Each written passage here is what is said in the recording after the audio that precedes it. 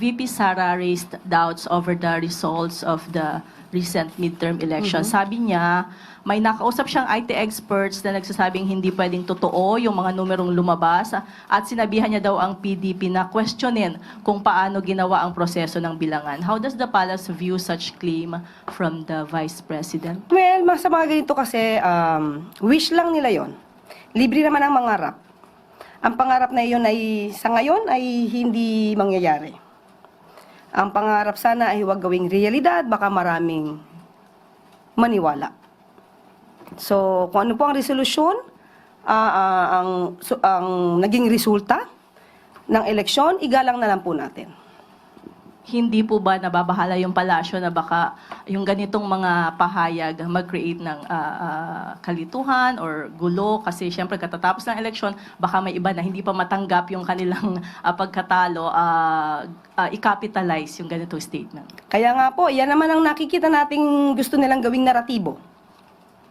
Sirain pati ang institusyon, ang kredibilidad ng eleksyon, pati na ang COMELEC. Yan ang talagang ninanais nila. Hindi naman sila siguro nagsasabi ng mga anumang positibo pagdating sa gobyerno o ginagawa ng pamahalaan. Sabi nga natin, mas maganda sana magtrabaho kaysa magbakasyon. Pansin ko lang, 2 beses niyong nabanggit na mas mabuti pa ngang magtrabaho na lang kaysa magbakasyon. Who are you referring to, ma'am? Mayroon ka bang pinatutungkulan na tao dito sa nagbabakasyon ngayon? May nagbabakasyon po ba? Hindi ko po alam. Kaya ko tinatanong sa inyo. In general po, ang Pangulo po, aksyon, aksyon at aksyon. Hindi bakasyon. Yan po lagi ang ginagawa ng ating Pangulo. So wala kayong particular na... Wala po akong partikular. Maliban lamang po kung meron po kayong alam na nagbabakasyon ngayon. I'm coming from Vice President Sara Duterte during a meeting with the OFWs in Kuala Lumpur. Ang sabi niya po, kasama niya rin kasi si Senator Amy Marcos. Sabi niya, dinadala niya raw doon si Senator Amy kahit saan kasi hindi ako ang magbabalik kay dating Pangulong Duterte sa Pilipinas dahil ang kapatid mo, referring to President Bongbong Marcos, ang nagpadala sa kanya sa The Hague. Ikaw ang magbalik sa kanya. So, how does Malacanang respond to this statement, especially with former Duterte now, President Duterte now seeking interim release? At saka, yung message nga po sa mga OFW na si Pangulong Marcos daw yung nagpadala sa Hague. Ito ba yung yung binanggit niya na hostage niya, Yes. si Senator Amy Marcos? Well, yan po ay kasunduan ng dalawa, ng Vice Presidente at ni Senator Amy Marcos. Ang Pangulo ay hindi at walang partisipasyon sa kanila naging kasunduan. It is, the President is not a privy to the contract or agreement between a user and a person willing to be used. Hindi walang kinalaman ng Pangulo sa kontratang kanilang pinasukan, yung isang tao na manggagamit at isang taong willing magpagamit. At ang nais lang po natin sana ay ang Pangulo po kasi ang sinabi niya ay tuloy-tuloy siya sa kanyang pagtatrabaho, focus sa trabaho. Nadagdag pa nga po ang problema dito sa Siquijor. At kung ang Vice Presidente lamang sana ay nakipag-usap sa kanyang kaibigan, baka hindi pa dumaan at dumating sa krisis na ito sa Siquijor.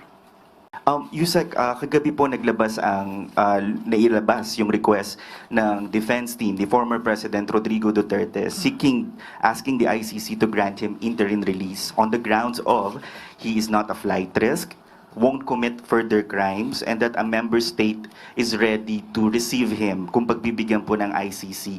Ano pong posisyon ng Malacanang dito sa request na interim release? Lalo na syempre, yung mga victims po ng drug war ay ang gusto nila pa rin ay accountability sa part ng former president. Well, unang-una, nabasa natin na parang i-claim po nila or ilalagay po nila sa kanilang petition na that Mr. Duterte will not imperil proceedings if released. Mr. Duterte will not continue to commit crimes. So in one way or another, the council admitted that the former president, had committed such crimes. Just a question. Because they will include that in their motion or petition that Mr. Duterte will not continue to commit crimes. So may pag-amin ba rito? And anyway, if that's their strategy, sana lang po ay mapaniwala nila yung mga ICC judges at huwag nilang masabi later na ang kanilang mga pinangako, dahil may mga pangako sila sa kanilang sa petisyon, ay masabing nagbibiro lang sila. Katulad na nangyari sa pangako sa jet ski. But anyway, kanila pong strategy yan at hayaan na lang po natin ang ICC ang mag-determine kung sila ba paniniwalaan at kung mag-grant ang kanilang request for interim release. At kung ano man po maging desisyon ng ICC, the Palace or Malacanang will respect kung pagbibigyan man po itong interim release. Opo, nasa ICC na po kasi yan. Nasa kamay na po ng ICC kung ano po ang kanila magiging decision o resolution on that matter. Meron lang concerns coming from some members of the House of Representatives, particularly Representative Chua, na although nag-convene na yung impeachment court, merong ilang mga senator judges na lantaran na nagpapakita ng suporta sa defendant na si Vice President Sara Duterte, particularly Senators Amy Marcos and Robin Hood Padilla. What do you think of this? My opinion? Yes, ma'am. Sa batas naman po, sinasabi na kapag ka po kayo ay tumayong senator judges, dapat meron kayong neutrality. Dapat hindi bias. Sa ngayon po, harap-harapang ipinapakita ang biases. Sana po igalang nila ang taong bayan at magpakita naman ng konting kahihiyan dahil ang sinisilbihan nila ay ang taong bayan, hindi para sa iisang tao lamang. At yun mga kababayan, no, yung banat ni Yusek Claire Castro about dito sa mga pahayag ni Vice President Sara Duterte at ni Senador Amy Marcos doon po kahapon sa Malaysia, no, during the 127th Independence Day anniversary, mga kababayan ng bansang Pilipinas, na doon nga po sila nag-celebrate no, sa Kuala Lumpur, Malaysia, kasama ang mga overseas Filipino workers doon. At sabi ni Yusek Castro, mga kababayan, no, na puro bakasyon lang itong si BP Sara kaysa magtrabaho. Ayan, kinumpara pa niya, mga kababayan, no, si President Marcos daw ay action.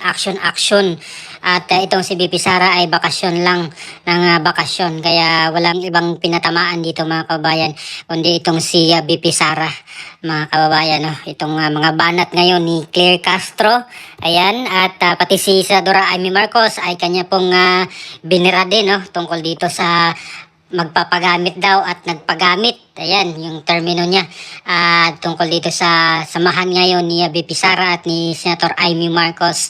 Itong sinabi niyang wala naman daw pakialam ang Pangulo dito kung ano pong agreement nila ni BP Sara at Senator Amy.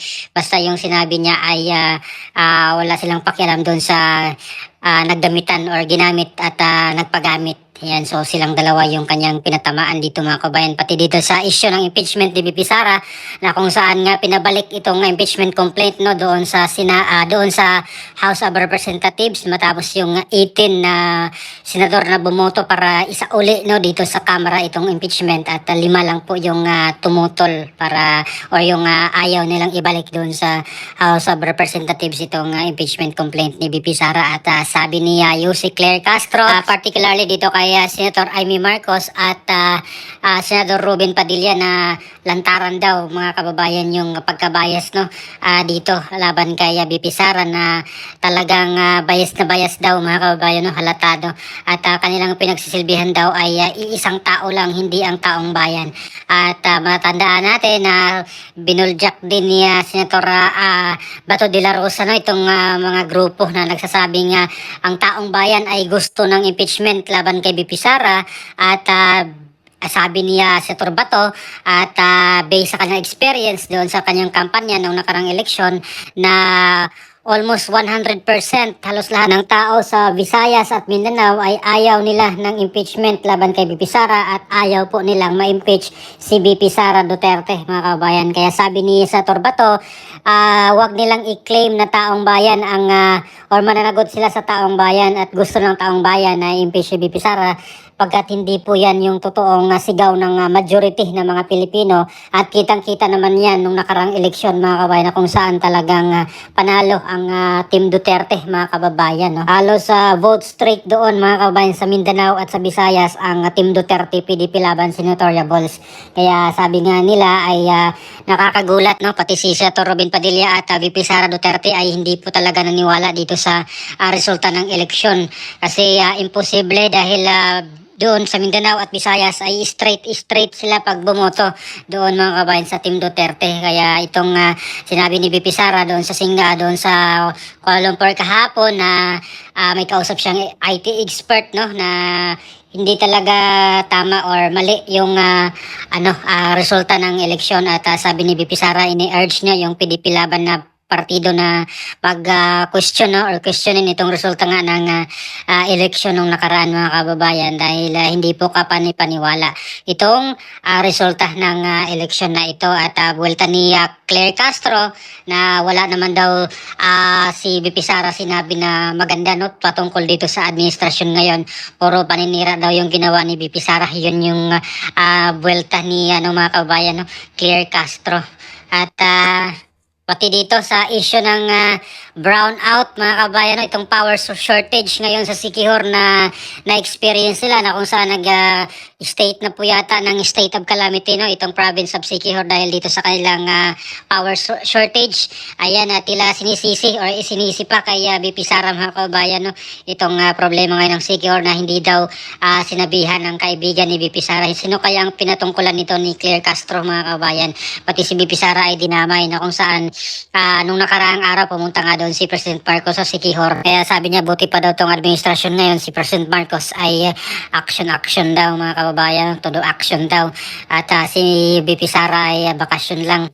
Ayan, so pagkatapos sa Siquijor ay pumunta siya sa San Juanico Bridge mga kababayan, si President Marcos kung saan nag-inspection po siya doon sa tulay at as usual ay isinisi niya doon sa mga nakaraang administrasyon mga kababayan, no, itong problema daw ngayon sa San Juanico at samantalang 3 taon na po siya ngayon sa bilang Pangulo, no, at sinisi pa rin niya sa nakaraang admin mga kabayan na kung saan sabi niya every 3 years daw dapat ay magsagawa ng inspection mga kababayan at tila may kapabayaan daw yung dating administrasyon. Kaya ito ngayon yung sinabi niya mga kabayan doon sa kanyang ambush interview, no, after ng inspection niya doon sa San Juanico Bridge. Pero bago yan mga kabayan, noong nakaraang linggo ay sinabi mismo ni Congressman Richard Gomez, no, doon sa plenary session nila sa House of Representatives na dating mayor siya ng Ormoc City at meron po silang yearly na meeting kasama ang DPWH Region 8 at yearly nagre-report sa kanila itong DPWH, no, about kung ano pa ang kailangang